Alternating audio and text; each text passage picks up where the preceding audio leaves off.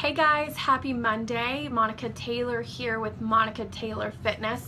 If you guys would do me a favor, if you can hear me all right, if you can see me, there's no technical issues, if you guys would hit the like or the heart button so that I know that you guys are there. I wanted to come to you today. I thought it'd be really great if I started doing my Monday motivation videos again. I know how much you guys have loved those, and just getting to interact with you and getting to talk with you about your day and the things that you're struggling has just really been awesome. So thank you so much for hopping on. I truly appreciate it. Today, I wanted to talk about the power of the mindset shift. So you guys have seen, if you're new to my page or you're a new follower, then some of you may not know that I struggle with not only PCOS, which is polycystic ovarian syndrome, but I also suffer from adrenal fatigue syndrome. And it can really take a toll on your body. I have been a health and fitness coach for over 4 years now. I understand the importance of nutrition and working out and know how vital those are in your success in any sort of health journey.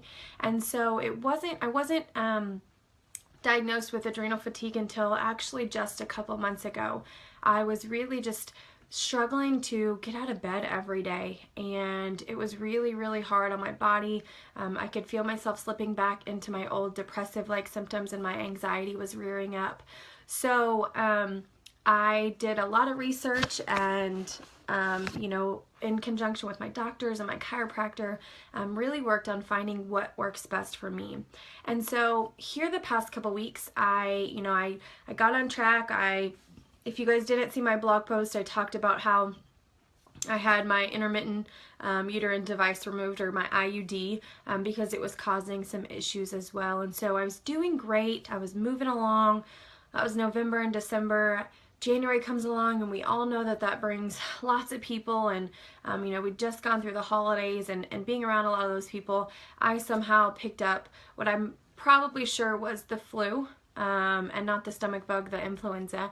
I was down and out for a good week and a half, as far as just physically, the overlasting symptoms of like the sore throat and that kind of thing weren't there. But once I, kind of got through all of those things, my body was just so physically tired. And so you guys may have seen over the past couple weeks, my workouts have been very super light, yoga and light stretching, because I could just tell the minute I started to push on some high intensity cardio, the harder it was on my body and the more physically exhausted I felt. And so I've really learned to, be in tune with my body and listen to what it's telling me. And so, the past 2 weeks have been a struggle, just mentally and physically. And you guys have also seen that I've really started to strengthen my relationship with the Lord and my walk with Christ, and how important that is to me.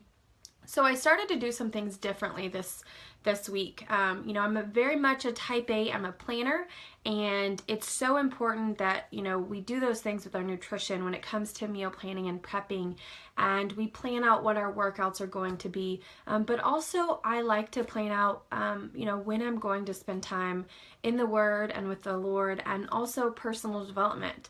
You guys, 4 years ago, I would have laughed at you if you would have told me that personal development was something that I needed to do.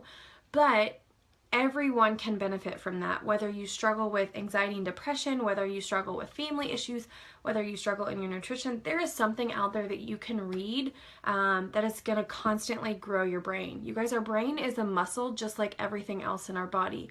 And the more you feed it positive energy, the more it's going to grow, and those symptoms or side effects that you're having are going to subside. And I can tell immediately in my journey when I have kind of pushed that to the side, when life gets busy, when the kids have activities, when business gets busy, things just kind of start to shift. And so I've made it a priority that at least 30 minutes a day I spend reading something. And I typically have a personal development book that's geared towards my faith and my walk with Christ. Right now I'm actually reading Uninvited by Lysa TerKeurst. Amazing, absolutely love it, and I'm only a part of the way through.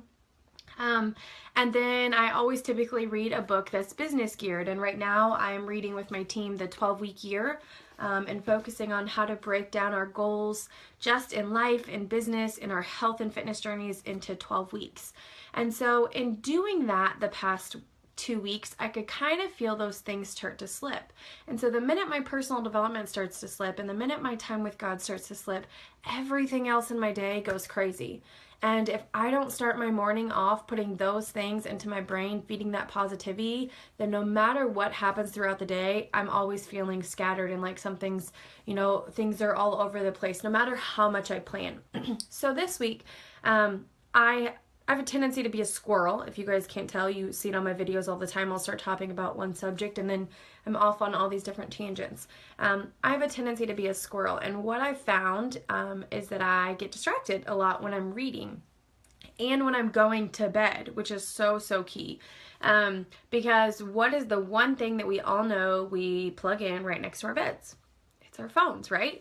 So you get into bed, you can't sleep. What's the first thing you do? You pick up your phone. You start scrolling. That bright screen in the dark room, is beating into your eyes. And we don't realize how much of an effect that truly has.